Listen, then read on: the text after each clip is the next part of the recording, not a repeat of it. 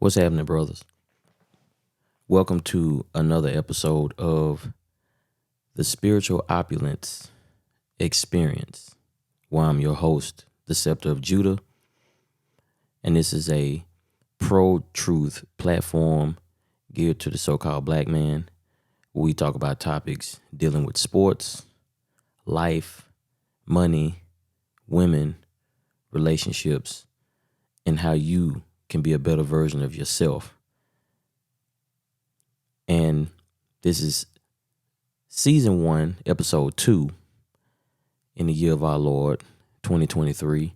And the title of this topic for today is, Are you where you need to be before you get married? And I don't want to make this long. If you have watched the previous video that I did, Don't Make the Woman Your Employee because you still won't be her boss. There are some topics, probably won't touch on that. Maybe that'll be another video, but there's some things in that video that's very relevant to now. And in this particular session of podcast, I want to give my personal experience on marriage. And I think in the previous video, I advised brothers that in this day and age, you shouldn't get married. Unless you have a ironclad prenuptial agreement, right? You shouldn't even be getting married, because there's a very, very, very small number of women out there that are raised to be wives, and there are also a great number of men due to single mother households, because the lower 20% of men in the so-called black community, they populate us. When Kevin Samuels gave the stats about how it's not true that most well-to-do single black men have kids, a lot of people disagree with that. And if you brothers out there know, like I know, that society has an agenda against the so-called black man because they know who we are according to the Bible. But again, I wanted to give my personal experience with marriage because I was married for 10 years and my marriage failed. And it was because I allowed some things to happen in my marriage that I shouldn't have allowed. And it was because I was given that old bullshit narrative, happy wife, happy life. There's no way in life that a man can make a woman happy. It just can't. The woman, since the days of the Bible, has been a very complex and out of order individual. And that is why the Most High charged the so-called black man, or not even the so-called black man, just men in general of his people, to be the head and to establish order.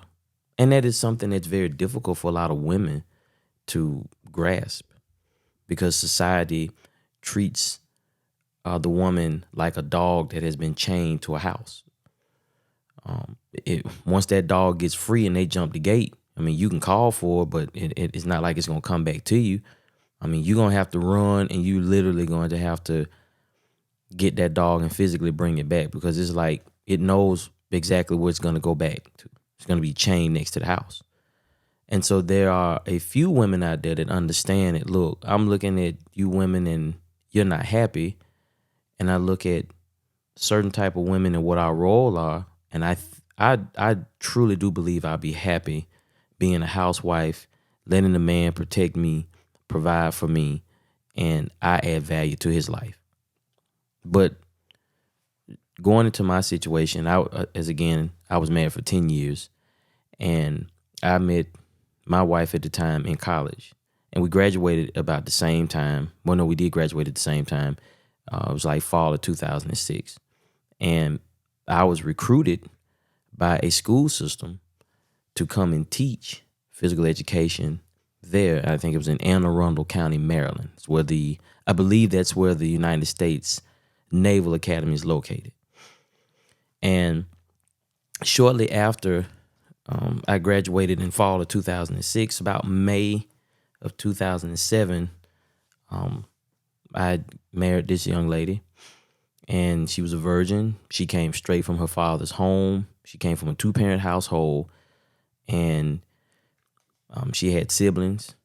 So it was the ideal woman that we as men would like to have. The problem is that I had gone through so much in my life that I had not quite matured yet, even though when I graduated college, I was 27 years old. I dropped out a few times and went here and there, but I finally got out. So I graduated at 26, but the ceremony took place at 27. Yeah, it's a long story. But anyway, once I graduated college, I didn't immediately have a job. My wife at the time did. And again, I was recruited to go to Maryland to teach. And I would call the recruiter back and say, hey, I've just got married and my wife is going to need a job. And the lady immediately the recruiter says, well, hey, what was her major? And I said, well, she was elementary ed. And they said, man, we have plenty of positions available. And that school system was looking to diversify its workforce. It was looking to bring some black people there. And there were black people that stayed in Anne Arundel County, Maryland, but I don't know if they had a lot of blacks in their school system. And they had a great deal. They said, hey, look, we're going to bring you up here. We're going to help you find an apartment, and we will pay for your master's program, and you will be paid handsomely, and we want you here. We want you to stay, and we'll do everything to give you every resource in order for you to be successful. And I talked to my wife at the time about it, and she seemed excited. And then about the 12th hour, days before I was supposed to call the recruiter back to set up an appointment, my mom told me to reach out to her friend in in Baltimore. And her husband found out that I had just got married. So they offered to buy plane tickets, round trip, for me and my newly wife to come to Baltimore, and they would drive us into Anne Arundel County, Maryland, to our interview, show us around, let us stay there, and then we would fly back home, back to Alabama. The 12th hour, my wife at the time comes in and says, I don't want to do it. She says, I don't want to be away from my father. And again, 27 years old, newly married. Hey, happy wife, happy life. So I got to find a way to make this woman happy, because now, I'm the man of the house. And so I call a recruiter back and I tell her, look, my wife doesn't want to go. She's not comfortable going up that way. And the recruiter pleaded with me. I mean, she pleaded with me on the phone for maybe about 10 minutes. And she even said, listen, talk to your wife and tell her that this is a great opportunity and we would love to have you. This is a great opportunity. I don't want to leave, Alabama without taking you guys with me. I think I killed the interview, man. The lady was so impressed, but I talked to my wife about it again, and she said no. She was hard. She stood firm on it, and that should have been the moment right there as a man that I told her, look, it's not about what you want. It's about what we're supposed to be doing. So pack your shit and we're going to Maryland. End of story. But I didn't do that. So I ended up calling the recruiter back 24 hours later and said that, hey, the decision is still the same. And she wished me well. I got a phone call later after, because I didn't have a job. So a buddy of mine says that, hey, look, University of Alabama at Birmingham needs a grad assistant. I know a coach there that can vouch for you, talk on your behalf. And man, you can go there and they'll pay you about $1,000 a month. You'll have an apartment on campus and your wife can teach in Birmingham. Brought that across the table. She said no again. So mind you, now I graduated first semester and I'm working 2 fast food jobs at Chick-fil-A, which isn't a bad job. Chick-fil-A is not a bad job, but I was also working at McDonald's. So I was working part-time at both places until I found a teaching position. And shortly after we got married in 2007, I did find a job. Found a job teaching in the city that I graduated from. And if any of you know how bad the economy was and how bad the times were in 2007, 2008, 2009, and 2010, that was a very bad time. We were embroiled in, we were 7 and 8 years in respectively for 2 wars between Afghanistan and Iraq. So the economy here was not doing that good. They would give motherfuckers stimulus checks. So just working those 2 odd jobs, I eventually got a teaching job in 2007. And by 2008, my contract was non-renewed because they were downsizing. And that's when things started to go bad, because right before my contract was non-renewed, my wife at the time, we had an apartment that we could afford. And she says that she wasn't raised in an apartment, that she would much rather have a house. And what did I do? I went out and got a house. And then a month later, my contract was non-renewed. So now I don't have a job and we just bought a house. And you see the stupidity in my decisions and the lack of foresight. And so I'm thinking that I would get back into the system, was unable to find a job in the system. There were jobs that are about 2 hours away, but I wasn't willing to get up at 3, 4 o'clock in the morning, drive 2 hours, coach, then make that 2-hour drive back. I mean, you talking about getting back home by 11 o'clock. And then you got to get back up the next day. That just would have been very difficult to do. So I found a part-time job working at Best Buy. I went back to school to get a degree, and the money was not that good. And so she started to give me the side eye. And I said, okay, well, look, I can go to the military. I could write the commandant, or I could write my local congressman, because I was dismissed from the Air Force for having a trait for sickle cell. And if someone says, hey, you can write and get into the Marines and go. And she says, no, I don't want you to do that. Okay, well, the sheriff department was hiring. And one of my dream jobs was to be not be an athletic director or a coach, to be a U.S. Marshal. And by being in law enforcement, that would help you move to the next level. She says, no, she didn't want me to do that. And so I'm kind of like Tyrese, like, what more do you want from me? Like, what the hell can I do? I can't get a motorcycle. It's like I'm allowing my wife to dictate what I'm doing. And it took me a while to catch on to that, and I was miserable. And had I had my shit together prior to going into this marriage, I think a lot of the things that I allowed, or a lot of the things that went on, wouldn't have happened. But I did everything out of order and wrong. So, finally, I finished my degree, and there's an opportunity to be a graduate assistant at my alma mater at Alabama State. But I enrolled in Auburn University for a sport management program. And then I had to transfer a few years later back to AUM to finish it, because they didn't have the administrative portion of that field in Auburn. Going there, I had to work at Alabama State. Well, I got to work at Alabama State, but the coach couldn't pay me. And so the coach that I was working under, he was a great resource. So I had to take out a student loan to pay for that portion of grad school and live off that loan and work at the university about 6-7 hours a day when I wasn't in class, while learning the game of football on a higher level. But I wasn't bringing any money into the house. And so, my wife at the time just kind of cut the evil eye. And I want to go and break off of that for a second. For some of us as so-called black men, when we look at certain positions, let's say like in coaching, you see Caucasian coaches, man, they make millions of dollars. And when they talk about their life and their humble beginnings, they always talked about how their wife stuck with them through thick and thin. They were eating ramen noodles, donuts, drinking coffee. They had a 1-bedroom apartment, right? You can't do that with black women.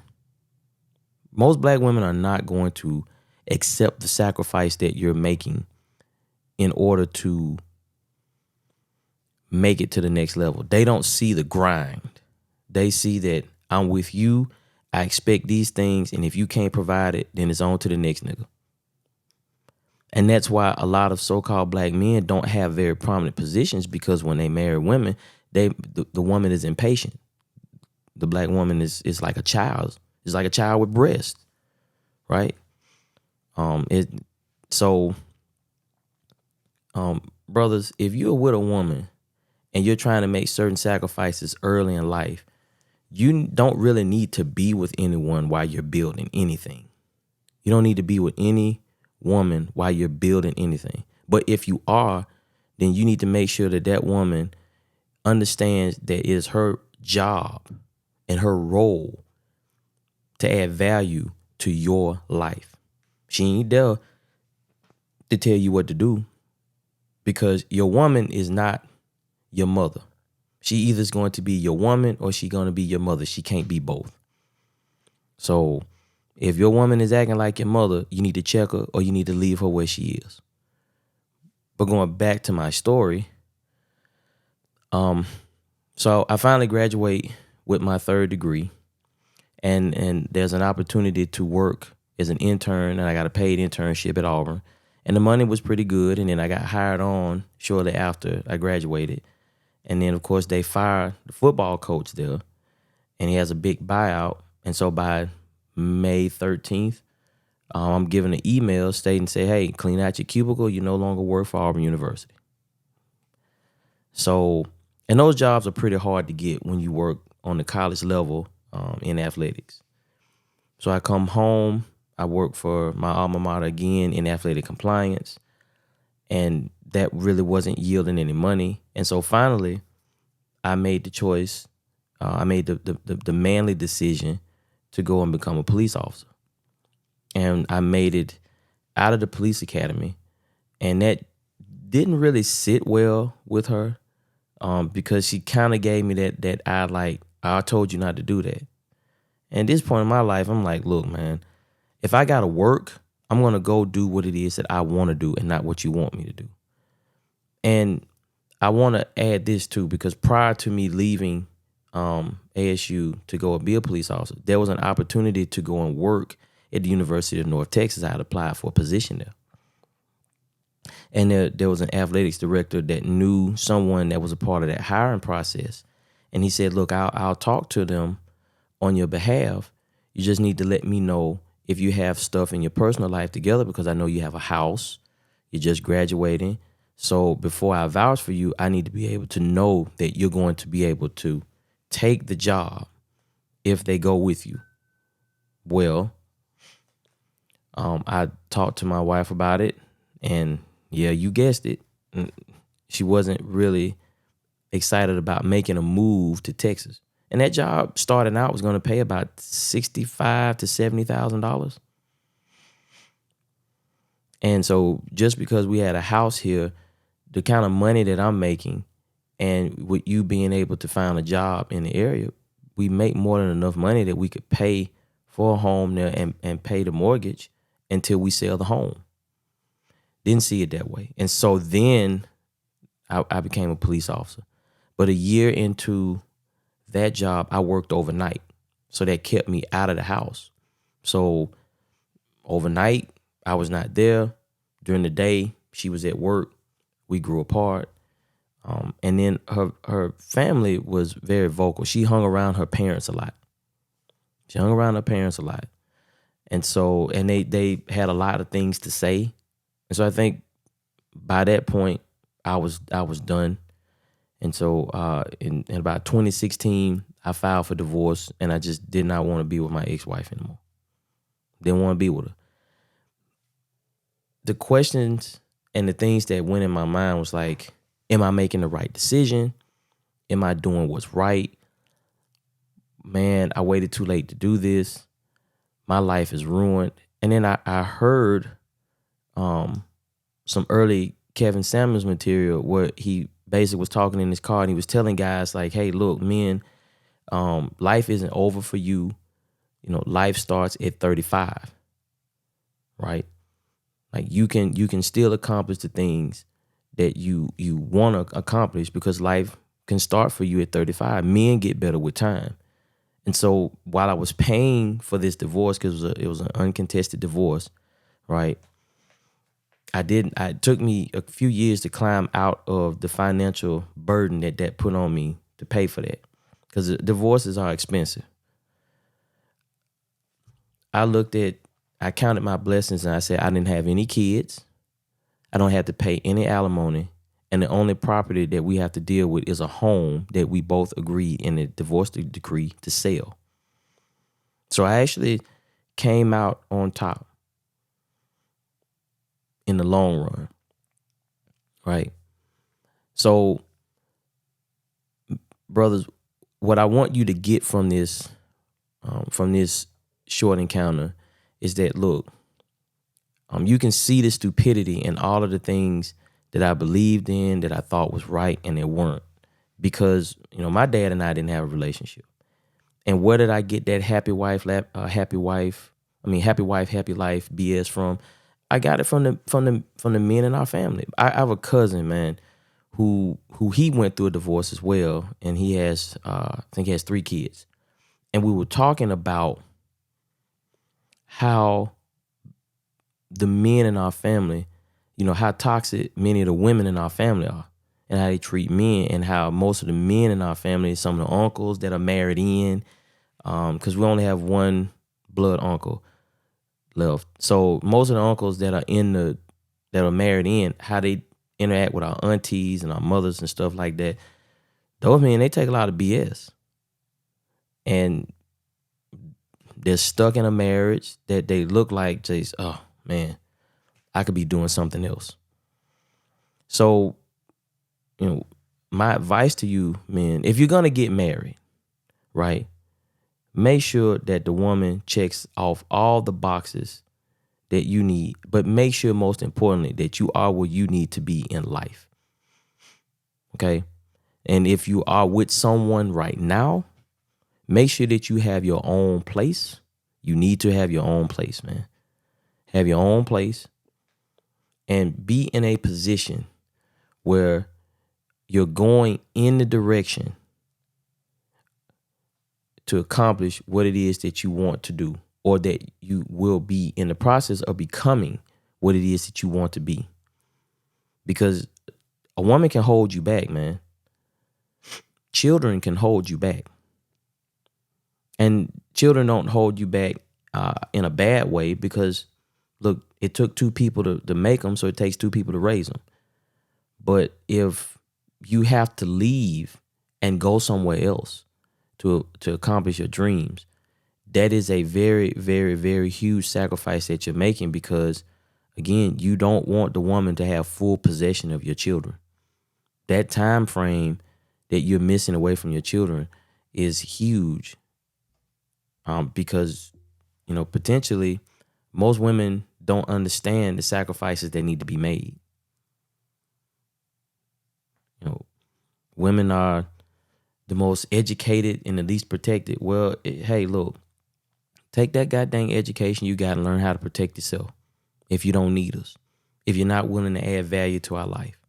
Okay? I made mistakes, but fortunately for me, my marriage ended at 37. And so now I'm a lot better off today than I was some years back. Life is not, if you're a person that is in the same predicament that I was in, weigh the cost, right? Because your happiness, or as my dad asked me one time, what's the cost of what's happiness worth to you? Now, you're never going to make a woman happy, but life for you as a man that can do what he wants to do, you can find your happiness, because men find happiness in the things that they're interested in. When they are in their natural role, that's when we find our happiness. A woman has to be happy. She has to embrace monotony in order to be happy. And if she's not willing to embrace monotony, then you don't need her. That means that she's for the streets. So I'm going to end this. I didn't mean to. I hope I didn't bore you brothers with this, but this was just something that I needed to get out there because, again, man, marriage is the biggest transfer of wealth on the planet, especially here in the United States, rather. So if you're thinking about getting married, brothers, think about it before you make that decision. It's like Kanye said, we want prenup. We want prenup. Yeah, that's something that you need to have because when she leave your ass, she gonna leave with half. Protect yourself, brothers. And until next time, keep your head on the swivel. Cover your six. Stay out the shit. Peace.